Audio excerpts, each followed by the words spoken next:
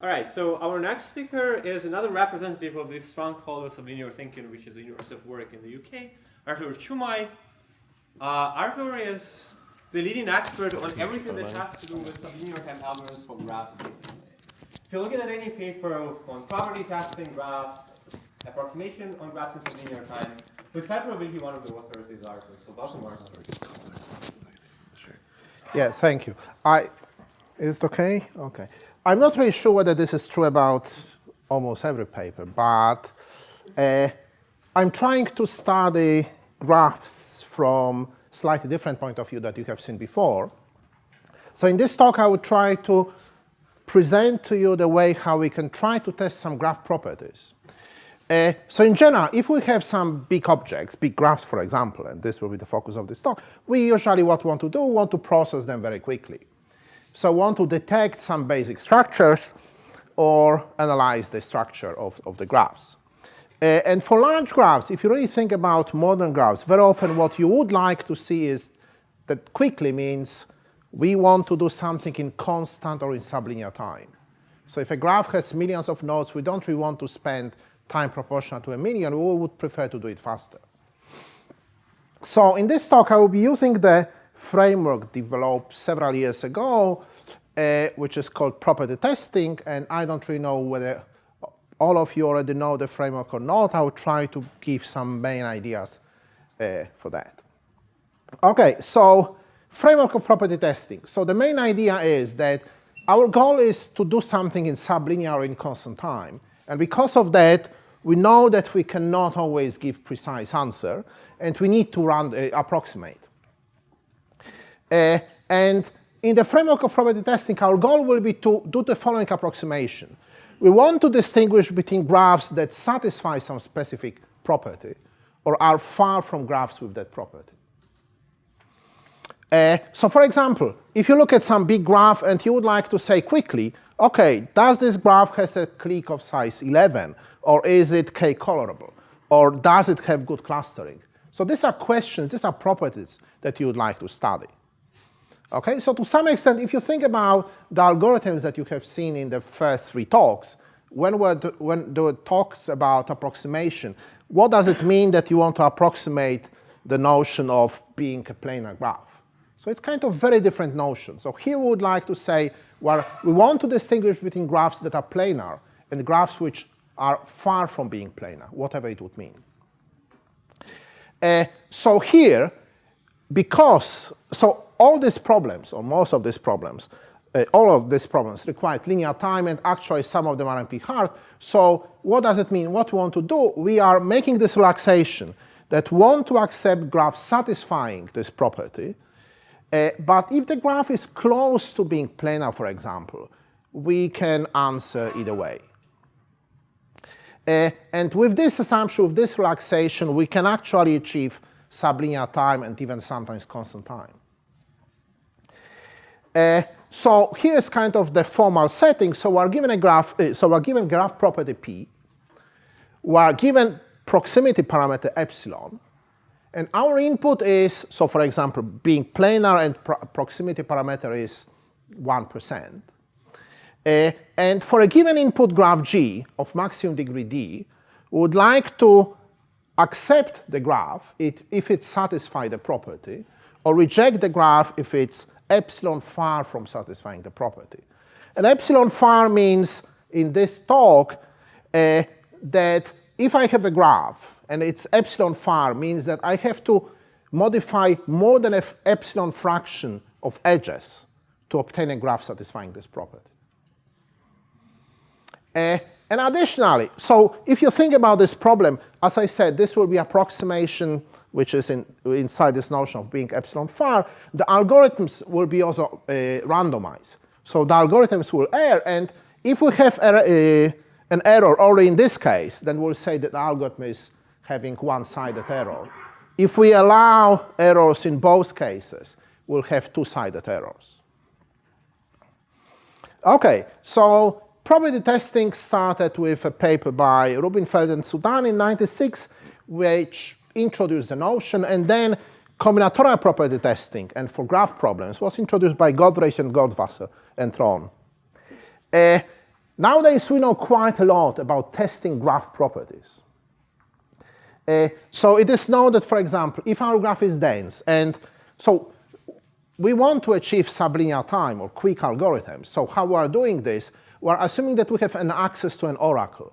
And if this access to oracle is through adjacency matrix, and we are interested in dense graphs, then there is a very good characterization which is telling us, okay, for example, all hereditary properties can be tested in constant time, assuming epsilon is a constant. Okay?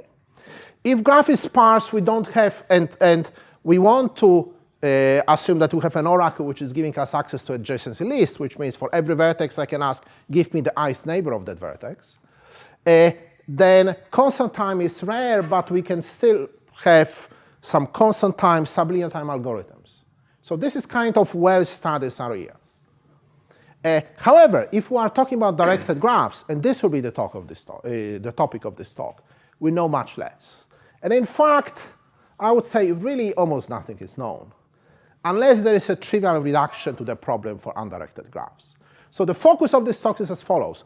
We know a lot about undirected graphs, how to test properties in undirected graphs.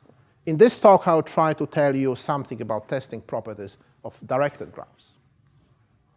Okay, so, oh, there's that. Oh, this was, oh, good. Okay, so there were two models introduced by Bender and Ron in 2002. So first of all, we assume that the graph is having bounded degree. So we are given maximum degree D for incoming edges and outcoming edges from every vertex. Then we have oracle access to adjacency list, which means for every vertex we can ask a query, okay, give me information about the ith outgoing edge or ith incoming edge, depending on the model. So there are two main models. One is bidirectional, which means for every vertex we can ask, give me information who is my ith outgoing edge, neighbor, and give me information about ith incoming neighbor. But there is also one directional model, which is give me only information about, I can always ask queries, okay, who is the ith outgoing edge? Who is my ith outgoing neighbor? Yes? Sorry? No. There is no information about anything like that. You just have a list. So if you think about these two models, they are very different. And actually, you know, if you think about bidirectional models, so you can ask both outgoing and incoming edges, then this is something quite similar to the model of undirected graphs. But if you think about one directional model, it's a model which is much more restricted. On the other hand, this is the model that you usually would like to see in applications. If you want to study, you know, some process on a big graph network, and all what, say, web graph, and all what you have is really links to outgoing edges, you only have access to one directional information. So this model is much simpler, and in this model we can design fast algorithms. This model is much more complicated algorithmically, but this is something that we'd like to see, analyze, understand. So the goal of, okay, so again, there are some examples showing the difference between this model. So suppose you have big network, directed network, and if you want to study questions, okay, is the graph weakly connected, or is it planar, or is closed? If we have access to both directional edges, these are easy problems because we can reduce this to undirected graphs, because there is no anything which is specific to directed graphs. However, if your model is, okay, is the graph strongly connected? Is it a cyclic? Or does it have some long cycle? If you have information only about incoming edges, this is a much more complicated problem. And all algorithms are more complicated here. So what is the goal of this talk and this work? So we wanted to study the relation between these two models. And we have the following result, which kind of summarizes everything what we have here. So if you have a tester, an algorithm, which tests in constant time, assuming D is a constant, epsilon is a constant, in the bidirectional model, then we can come up with a tester in one directional model which works in sublinear time. Sublinear means n to the power 1 minus some constant depending on epsilon and d. And it doesn't really matter whether this tester is one-sided, two-sided. This tester will have to be two-sided error. Okay? So if in one model we have constant time algorithm, in the other we have sublinear time algorithm. One nice application, I will tell you more about this, is that every hyperfinite property can be tested with sublinear complexity in one-directional model. For example, hyperfinite property includes all properties of planar graphs. I will talk more about it later. Now, so this is kind of what we can show here, and I want to give you 3 slides with information what has been known for directed graphs, also to give you a flavor what are kind of the challenges. So we don't really know much about directed graphs. There is a representative problem with strong connectivity. So you're given a graph, you want to check if it's strongly connected or not. If you have bidirectional model, that one can come up with constant complexity testing. If you have only one directional model, then it's easy to see that we need at least root of n complexity. We can do it in sublinear time, but this is only if we have two-sided model, two-sided error model. If we have one-sided error model, you need to spend at least linear time. Okay? So this kind of one problem which shows you what is kind of the gap between bidirectional and one-directional model is quite big. And also that one-sided is actually much more complicated. For information, in one-sided error model, you can do everything in linear time. You can always, so linear time is, you can solve all the problems because you will just get access to the whole graph, you can do everything. So this means in one-sided error, we cannot really gain anything. We cannot do anything better than just trivial linear time algorithm. And this is really all other results that I'm aware of, I think. So in bidirectional model, we can test whether the graph is Eulerian, k-edge connected, k-vertex connected in constant time. If you want to check acyclicity, you need to spend at least n to 1/3 time. Testing H-freeness, we have constant complexity in bidirectional model. We have some almost linear complexity in other models, and 3-star freeness. And I think this is essential all what we know about directed graphs. Okay. So one additional comment about this result, that this result cannot really be improved much. So the notion of two-sided error, we cannot do better because we know that, for example, for strong connectivity, we need at least linear time. And we also know some so we know bounds of time n to 1 minus some small constant for some other problems in this model, which can be solved in constant time in bidirectional model. So to some extent, I do conjecture that this bound is tight. We haven't really paid attention to prove something like that formally. Okay, I hope that you kind of understand the main result. So I would like to give you some very brief ideas, without going much into details, how we are able to prove this result. So let's just first think, if you have a constant complexity tester in bidirectional model, what does this tester do? To some extent, all what it can do is the following. We are just running in linear time, in constant time. So what we are doing, we are randomly sampling some number of vertices. And then from these vertices, we are exploring some graph. It must be, all the edges we can use must be in some small distance, in constant distance. So to some extent, all what the algorithm can do is just to sample some constant number of vertices and then exploit, say, using breadth-first search, the neighborhood, using both directional edges. And this is really what we would like to formalize. So the claim is that if you take any such tester, then it cannot do more than sample Q vertices when Q is complexity, then explore Q neighborhood, and then accept or reject just basing on the information of what graph have we seen. So this is kind of the first thing that we are able to prove formally. We're just saying that this is indeed all what the algorithm can do. Okay? Now, perhaps this sentence is the most critical here. That, we sample constant number of vertices, we randomly span, go through some neighborhood, and then we're looking at these k disks, q disk, if q is complexity.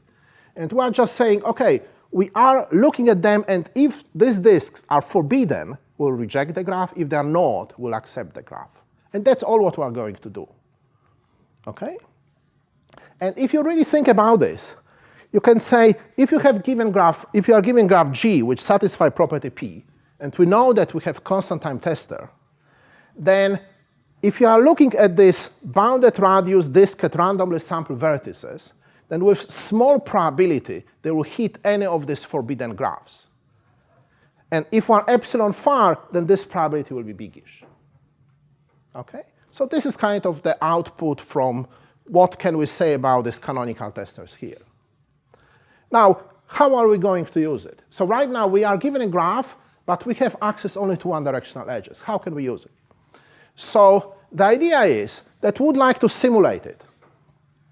And for that, what we would like to do, we would like to estimate the structure of random q disks of radius q, where q is the complexity. So here is some like that. So actually, the first thing what we'll be able to say is we can always assume all these disks are disjoint. We can make this assumption. We can formally prove it. And then what we are doing is, OK, this was too far. We have to show if I have random points, and then I'm taking random disks of some fixed radius, what is the histogram of all these disks, how they will look like. And then what my algorithm is doing, I take all possible sizes of these q disks, and then I want to estimate how likely is that random sample will pick any of these disks in my graph G. Okay, so because this q is constant, d is a constant, there is a constant number of such disks. And then I can approximate the number of copies of any such configuration in my input graph by using some random sampling. Or in short, by randomly sampling so many edges, I will be able to approximate well the number of occurrences of any graph of this sort, of these disks, in my input graph. And once I have this, I will be able to put this together and obtain a good algorithm working sublinear time. So then I will be able to simulate canonical bidirectional test. OK. So this was kind of the main result. I still would like to tell you one thing about this hyperfinite properties. I mean, more like just define this notion to you. So hyperfinite graphs, it's a very simple class of graphs. These are graphs that I know that if I will remove epsilon fraction of edges, every connected component will have constant size. Okay? Planar graphs, for example, satisfy this property. We have this planar separator theorem, so I can kind of continue this and make sure that I will have small constant size connected components, and I will just remove only small fraction of edges. And property is hyperfinite if it contains only hyperfinite graphs, for example, property of being planar. And this hyperfinite, it's not only bounded degree planar graphs, but also graphs defined by finite collection of forbidden minors and so on and so forth. So there is a very nice characterization, which 2 years ago by Newman and Zoller, they proved that in undirected graphs, any graph property of hyperfinite graph is testable with constant complexity. So kind of we know if graph is hyperfinite, we can test it in constant time if the graph is undirected. So being planar, we can do it. Now, we can extend this to diagrams, diagrams. Because of the information I made before, if we're able to use bidirectional queries, there is very big similarity between undirected graphs and directed graphs. So we can make a claim that all hyperfinite graph properties can be tested in bidirectional model in constant time, and with this we can apply our framework. Yes? Just a definitional question. So with digraphs, the definition is strong No. What's the definition? It's weakly connected components. Oh, Yeah. So it's really essentially the same. So I wouldn't call it a theorem, it's just observation. But somehow, yes. Okay. So with this, we can extend all the climbs to one directional model, giving two-sided error testers with query complexity, which is sublinear. Okay. So I would like to reiterate it. If we are given graphs, testing graph properties in a directed model is quite well understood. There are still many open questions. But for directed graphs, very little is known.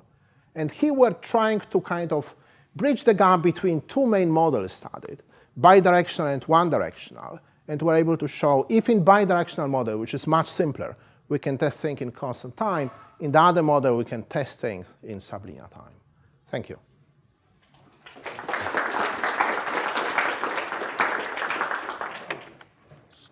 Yes? You talk about many properties like planar graph. Have you anything like this been done to measure the distance, the diameter or the distance between 2 points? So this is kind of a different type of question. But if you want to measure the diameter of distance between points, there are some works, but this is something quite orthogonal, I would say. So here we are given some properties. So if, for example, we're saying, is the diameter of the graph, is it at least 55 or not? This would be a property that would be interested here. But for 2 points, it's kind of different type of question. So if you combine the property with the connectivity, right? Yes. Say, this graph does contain a subgraph with connectivity k. Oh, this type of, okay. Is that distance, diameter of that connectivity is less than or equal to 5 or 6 or 7 or something like that? This type of questions could be resolved here. And I think the answer for undirected graph, the answer should be that it's known, I don't know, most likely it's a constant time. One can redo it in constant time, yes. Well, within the connectivity, if you want to find the distance, that's it. But here is also important note that this we want to distinguish between graphs which are satisfying given property and graphs where we can do whatever we want with epsilon fraction of edges. And they don't satisfy that property. So most likely in this framework, your question will be trivially true, always. You think it'd be a polynomial time? Oh, yes. Well, I'm not optimistic about it. No. So first of all, in this framework, we're only interested in number of queries to the input representation. So everything can be done in time, in linear time, if the graph is of bounded degree. Okay. Yes? I don't know if it's trivial or interesting, but what about the model where we can only create incoming edges? Oh, it's symmetric. There is no difference. Yes? I think you said something about this in the talk, but I didn't quite get it. But suppose I have an undirected graph property, but I only have access to this unidirectional way. So you suggested that you can still solve things It's sublinear time. just sublinear, but not. Oh, sorry. If I can test this property for undirected graphs, Yeah, if I have testable, in constant time, that I can test it in, is that obvious or is that? I don't think it's so completely obvious. Yeah, it doesn't say. No. Oh, so that's actually a result. Okay. I mean, you just went over it very quickly. Okay. No. So it's not true that there is for many problems, for some properties, there is a trivial transformation. If I can do it for undirected graphs, I can do it for bidirectional model. But for some properties only. Being planar is one of them, for example, or being quickly connected. Because then redirection doesn't matter. Well, isn't that the directed case is more challenging? It's more challenging. It's because when you have a directed graph, it's almost like a complete directed graph.